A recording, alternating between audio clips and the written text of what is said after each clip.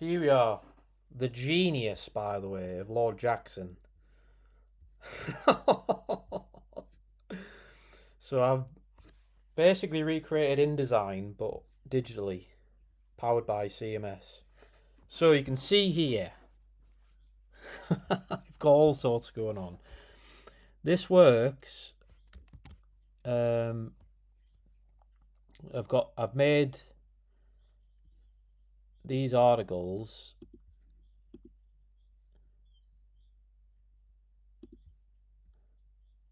like in this little grid system. And how it works is I obviously want to put different bits of content in different regions of the page. So here, that is a text region. I've just got 3 columns on it. Here's an image region. Here's 2 text regions, but then I've also got a pull quote across the middle, and it's wrapping around somehow. Got an image region, a 2 column text region, image region, text region. So how have I done this? Because this is all mad. Let me go to the content management system. So I've got a bunch of different types here, but so articles. I've got test article, which is just like this one here. You can see I'm just messing around with the regions. And I've got the Pharmacy Tactics Review. And this is how it works. So that's the title for the reader. And then it's just one big article. This is AI generated. I have to actually write this, but it's just one big article. But you realise, look, this goes down 3 columns, then it jumps across to here, over there, down there. You can't, that's not normal for web, that's like a print thing. But this is just all text in one big thing. Well, I'll get to that in a second. Look down here. So these are just 2 colours that I can pick per article for like accent colours and stuff. But I've got spreads. So a spread is a double page spread. So each article can have a number of double page spreads, obviously. So there's the content for the article, just in one box. And this has got 2 double page spreads. There we are, look. So it can have a number of them. And then in each spread, you add a region with different block types. So the region, you can have a background color, so image. So this background image is this poster that I made, and then the color on the right, just an image. But then I've got these regions, look. So this first spread has got 2 regions, an article text and an image. Which is there, article text and image. But look at article text. I've made this builder where I can literally just, the text's over there now. I can literally just draw on and it places things. And you can see this one, I'm in the block for article text, so I'm drawing this, but I've also can see where the other blocks that exist on the spread are. So this image one, if we go down to this one's got an image field. So this first one's just the number of columns. I could put 2. And now it's 2 columns. Obviously we want to put 3 columns. And this one, because it's an image block, it's got an image, and you can see down here again, like I can put that wherever I want, and it'll just draw it onto the screen in the right position. But then we get the interesting part here. So that's the first spread. Now the second spread has got no background image because it's just white. But it's got all these blocks, look. So the first one, you can see all of the blocks here. The first one is just this left area. The second one is just this right area, and they've got one column in each. So these are two different blocks. But then this pull quote, look, I've overlaid that over the top of these text blocks. And what it's doing is, because you can see it is flowing around it. I've added an element inside. Basically, I'm checking for intersections in each text block. And if there's an intersection from a pull quote, it adds a box inside. Basically, like it's adding this sort of box inside there, and this box inside there. So then the text flows around. Because look, I can put this. I mean, that's probably going to be a bit mad. I could do that. And it's making a box behind that flows around.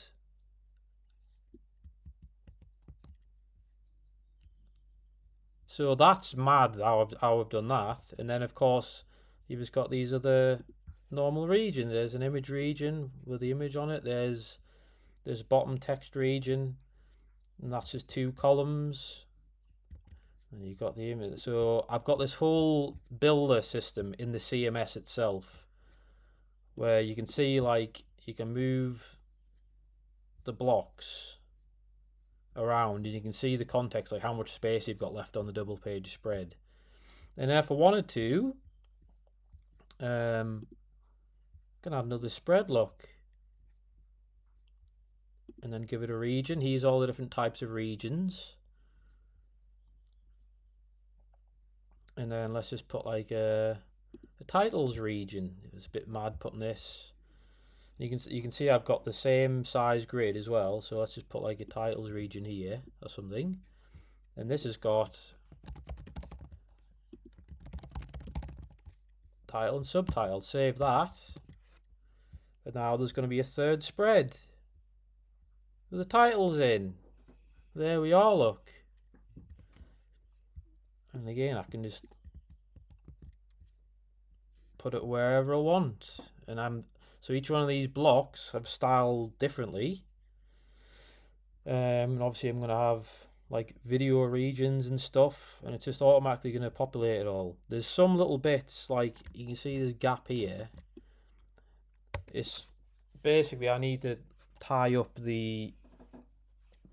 so these cells, because this text region goes down to here, but you can see because of the line height of the text, it's not quite filling it. So I'm going to have to fiddle around with the line height compared to the size of units I've got for these little blocks. But that's just like something to mess about with. But what a mad system. And then in terms of how does the text flow between these disconnected regions then? Because if it's got a columns value, that's just the CSS thing. So if we go to the second spread, the first spread, sorry, and you can see this is 3 columns in one block, which is this one here. And that's just a CSS thing where it'll automatically flow into multiple columns. But then how do you get from there to a totally different element across here? And like I can put these anywhere I want. Well, what I've got is, if I do Command F and put the little Sims money icon, all I have to do, I'm a genius for thinking of this, is type one of these little symbols anywhere, and that signifies a break in the text. So basically, by default, I haven't put any of them symbols in. I've just written the full article. I'll just look on the front end and I'll see what the last word is. So it's swords were. So I'll go swords were. I didn't type it right. And I put a break there. And now, because it's on the front end, it's going to be split into 2. The first part goes there, and then the next part goes into the next available text block, because they're all sequential. So they just automatically flow into the next block. And then that all goes into there, and I'll see what the last word is. And I'll put another one. So monitors, yeah, is the next one. There it is. So that's how I'm doing that. They literally just smack in a little whatever that symbol is, and you can now I can just have this full article written normally, pasted in. Now it's special. I have headings and stuff, and because of this mad builder system that I've created, this is all totally custom, by the way. Like this component is totally custom. It's not built in. I had to build this component and everything about how it works, and then I've hooked in the CMS endpoints to like save it as data in the CMS basically, and update all the stuff. But this is basically like another front end for the CMS that I've just built entirely to make this system work. But you can see it's all banging. And yeah, it's very simple to use and it's dead quick to use. It's easy to see what space you've got. Like I say, each one of these blocks is all got just the relevant fields for that block type. And you can obviously reorder them if you want and that sort of thing. And then in terms of the full website, because obviously I've got this tactics review, and then there's this song, and then there's this test article, and then there's this other song, and then there's the end for now. I've just got this. The home page, there's only one page in the site really, and this is just what instances of content in what order. So for example, I can literally just drag this up one position, save, refresh, and now that's the first item. So it's as easy as that. And then obviously in here it just has a list of all of my content from all the different collections. And then yeah, let me just smack that tactics review in again because it's that good. And then I go at the end of the content, and then there it is again. Look, and because that article's got multiple spreads, it's got all three of these double page, pages. Then obviously I can go back to the articles tactics, and then I actually don't want that last spread because it's just nonsense. Delete it. There we are, and that's going straight to that other article. There we are. What a mad system! And then obviously the little reader mode, Ruffle. What's this? 2007. So there, see, in this mode, it just outputs everything like normal, but it removes those little Sims dollar icon things. So the dollar icons for this act as a splitting point to put them into the different regions, and then here they just literally get removed from the text. So this is just the article as is from the CMS minus those characters. So that works. And then obviously you've still got the thing where when you scroll through it'll update this like this, and then when you get to the end it automatically hides now. But there you are.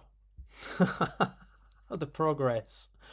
And also just as a little sneaky quick boy peek, that's on, this is localhost, but if I go to Saroland, there he is, look, it's live. Obviously this is all, I don't know what's going on with the content because it's like a separate set of content sort of, but